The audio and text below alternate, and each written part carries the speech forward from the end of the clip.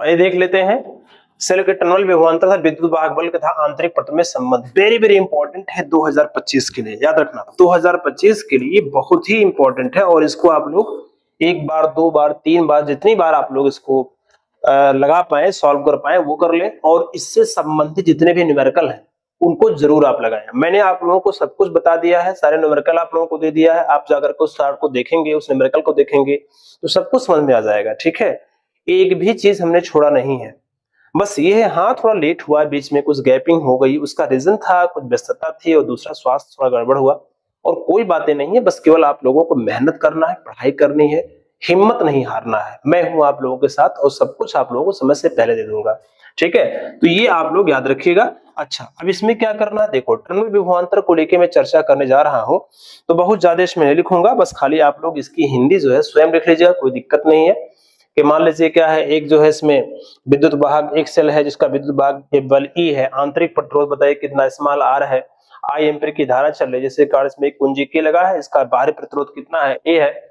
और क्या है बताइए, इसका जो है 1 अमीटर A लगाया गया और इसका टर्मिनल जो विभवांतर दिया वो कितना है, कैपिटल B दिया गया। तो ऐसी कंडीशन में क्या करना है, सबसे पहले हम क्या करेंगे, सेल अगर है तो सेल में बाह्य प्रतिरोध और आंतरिक प्रतिरोध दोनों के योगफल बराबर होते हैं। और मैंने क्या कहा, विद्युत वाहक बल को लेकर अगर बात मैं करूं तो क्या होता है, किसी परिपथ में सेल सहित जो ऊर्जा दी जाती है, यानी दोनों को लेकर के बात यहां पर होती है। तो एक बार सबसे पहले ज्ञात रखना है कि वैद्युत सेल द्वारा दी गई ऊर्जा, यानी क्या है, वैद्युत सेल द्वारा दी गई ऊर्जा को आपको निकालना है, या सेल द्वारा किया गया कार्य की बात मैं करूं तो यहां पर आप जानते हैं E इज इक्वल होता है कितना, W अपान Q होता है, W अपान Q होता है। और यहां से अगर W का मान निकाले हम तो E इंटू Q हो जाएगा। ठीक है, तो यहां पर आप लोग लिख सकते हैं कि यदि वैद्युत परिपथ, यदि यदि ये ऐसा लिख सकते हैं, माना परिपथ में I एम्पियर की धारा जो है प्रवाहित हो रही है, I एम्पियर की धारा जो है प्रवाहित होती है। ठीक है, तो यहां पर I एम्पियर की धारा T समय के लिए प्रवाहित होती है तो परिपथ में Q कूलाम आवेश देने में सेल द्वारा दी गई ऊर्जा से या सेल द्वारा कृत कार्य निकालेंगे तो W इक्वल कितना हो जाएगा, E इंटू Q हो जाएगा। और आप जानते हैं यहाँ पर E मतलब होता है, यहाँ आप देख सकते हैं Q इक्वल क्या होता है, IT होता है। W इक्वल क्या लिख सकते हैं, EIT लिख सकते हैं। EIT यानी क्या है, आप लिख सकते हैं Q इक्वल कितना होता है, IT होता है। कहीं ना कहीं ये इसका जूल होगा। इसमें क्वेश्चन नंबर फर्स्ट मानेंगे, ये टोटल एनर्जी किसकी या टोटल जो सेल द्वारा किया गया कार्य है। अब यहाँ जो टोटल जो कार्य है उसमें आप दो चीज देख रहे हैं, क्या देख रहे हैं, सेल है, सेल के इंटरनल एक रेसिस्टेंस हो रहा है और एक हो रहा है एक्सटर्नल हो रहा है। तो निश्चित है यहाँ पर जो टोटल वर्क यहाँ W इक्वल आ रहा है, ये कहीं ना कहीं इस सेल में इंटरनल एंड जो एक्सटर्नल है इन दोनों के योगफल के क्या होगा, बराबर होगा। यानी आंतरिक और बाह्य के क्या होगा, बिल्कुल क्या हो जाएगा, बराबर। तो इसमें जो है मैंने बताया कि जो ये बाहरी है, बाह्य जो है, ये जो है इसमें जो टोटल जो वर्क है ये इसके एक्सटर्नल और इंटरनल दोनों के योगफल के बराबर होगा।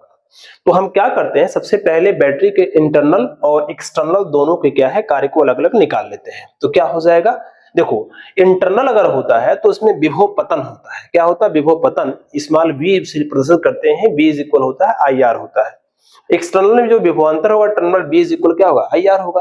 तो सबसे पहले हम बात कर लेते हैं एक्सटर्नल को लेकर के। तो क्या लिखेंगे, यदि सेल के लिखेंगे वैद्युत सेल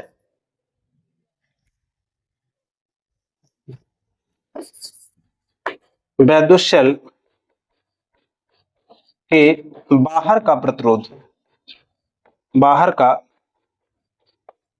प्रतिरोध कितना है, कैपिटल R है, तथा विभवांतर B है, तब क्या हो जाएगा, तब लिखेंगे W एक्सटर्नल इज इक्वल हो जाएगा कितना, वही चीज जैसे आपने V इंटू कितना होगा, V इंटू क्यू हो जाएगा बराबर VIT हो जाएगा, कितना होगा, QQIT होता है। यहाँ पर क्या होगा बताओ, जूल हो जाएगा। ये एक्सटर्नल हो, कितना हो गया बताइए, ये जो हो गया एक्सटर्नल हो गया। अब इसमें क्या करेंगे, इंटरनल को लेके चर्चा करेंगे। तो इंटरनल को लेके बात मैं करूं तो अगर सेल का आंतरिक प्रतिरोध क्या होता है, अगर R दिया गया है तो वैद्युत परिपथ में अगर धारा I बहती है तो उसमें क्या होता है, विभव पतन होता है। क्या होता है, सेल के भीतर क्या होगा, विभव पतन। स्मॉल b इज इक्वल कितना होता है, IR हो जाएगा। तो लिखेंगे यदि सेल का आंतरिक प्रतिरोध जो है कितना है, प्रतिरोध क्या है, स्मॉल r है, तब क्या होता है, I एम्पियर की धारा प्रवाहित करने पर इसके अंदर क्या होगा, विभव पतन होगा, विभव पतन।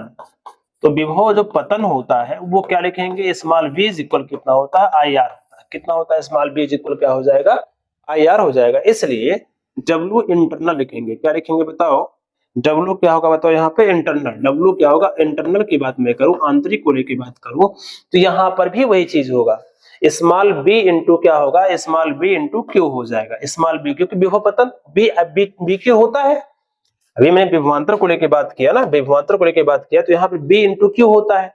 तो यहाँ पर विभवांतर v इज इक्वल होता है W अपान क्या होता है, क्यू होता है, और कब W का मान निकालोगे तो b क्यू हो जाएगा। तो वो तो उसके लिए था, एक्सटर्नल के लिए, इंटरनल में विभव पतन होगा तो स्मॉल b इंटू क्यू हो जाएगा, या W क्या लिख सकते हैं, इंटरनल लिख सकते हैं। तो बराबर कितना होगा, v के स्थान पे हम लिखेंगे I इंटू आर लिख देंगे, और यहाँ पर क्यू के स्थान पर लिखेंगे IT लिख देंगे, यानी इसका मान हो जाएगा I स्क्वायर R इंटू क्या होगा, T हो जाएगा। I स्क्वायर क्या होगा, R इंटू T हो जाएगा। ये चीजें हो गई, ये हुआ इंटरनल और वो हुआ एक्सटर्नल, जो कि दोनों को अगर देखा जाए तो W इज इक्वल जो EIT है उसके क्या है, बराबर होगा। यानी क्या है, W इज इक्वल EIT दिया गया है, ये एक्सटर्नल और इंटरनल के योगफल के क्या होगा, बराबर होगा। तो यहाँ पर आप ऐसा भी इसमें लिख सकते हैं, ऊर्जा संरक्षण के नियम से W इज इक्वल क्या होगा, लिख सकते हैं आप लोग, क्या लिखेंगे, ऊर्जा संरक्षण के नियम से क्या करेंगे, नियम से अगर देखा जाए तो W इज इक्वल क्या होगा, W एक्सटर्नल प्लस क्या होगा, W क्या हो जाएगा, इंटरनल हो जाएगा। क्या होगा, इंटरनल हो जाएगा। यानी W इज इक्वल क्या होगा, एक्सटर्नल बाह्य की बात मैं करूं तो यहाँ पर आ जाएगा, इसके स्थान पे देखा जाए तो EIT निकलेगा, बनेगा, यही तो बना था यहाँ पर। और W एक्सटर्नल को लेकर मैं बात करूं तो VIT आप लोग देख सकते हैं, यहाँ पर दिया गया है VIT है, इसके स्थान पे लिखेंगे हम VIT प्लस क्या होगा, W इंटरनल को लेकर के बात मैं करूं तो I स्क्वायर RT हो जाएगा।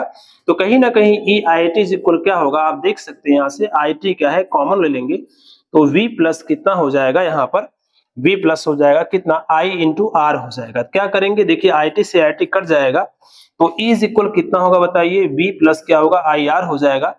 कहीं ना कहीं इसका अगर मान निकालना चाहते हैं तो V इज इक्वल कितना होगा, E माइनस कितना होगा, IR होगा। कहीं ना कहीं टर्मिनल विभवांतर, विद्युत वाहक बल और आंतरिक प्रतिरोध में क्या है, ये संबंध को क्या करता है, प्रदर्शित करता है। इस प्रकार से इसे आप लोग डिनोट कर सकते हैं। अगर इसमें बात करते हैं धारा को लेकर के, इसमें धारा को लेकर के मैं बात करूं तो धारा किस प्रकार से निकल सकता है, तो अगर धारा निकालना हो तो क्या ले सकते हैं, चूंकि अगर देखा जाए, यदि चूंकि आप जानते हैं V इज इक्वल कितना होता है, I इंटू क्या होता है, R होता है। V इज इक्वल क्या होता है, I इंटू R होता है।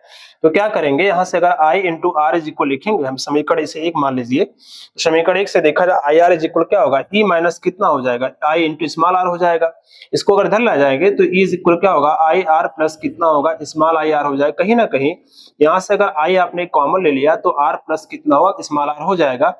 और धारा अगर निकालना चाहते तो E बाई कितना होगा, स्मॉल r प्लस क्या, कैपिटल R। कहीं ना कहीं किसी भी सेल द्वारा दी गई जो धारा होगी उसका मान क्या होगा, इतना हो जाएगा। तो इस प्रकार से आप लोग क्या कर सकते हैं, सेल के आंतरिक प्रतिरोध, टर्मिनल विभवांतर और क्या है, विद्युत वाहक बल में संबंध को ज्ञात कर सकते हैं। तो फिगर आप लोगों का मेन इंपॉर्टेंट है और उसको समझना है किस प्रकार से इसे आप लोग सॉल्व कर सकते हैं। तो ये पॉइंट आप लोग याद रखिएगा। इसके बाद में आप लोग इसका स्क्रीनशॉट ले लीजिए। इस प्रकार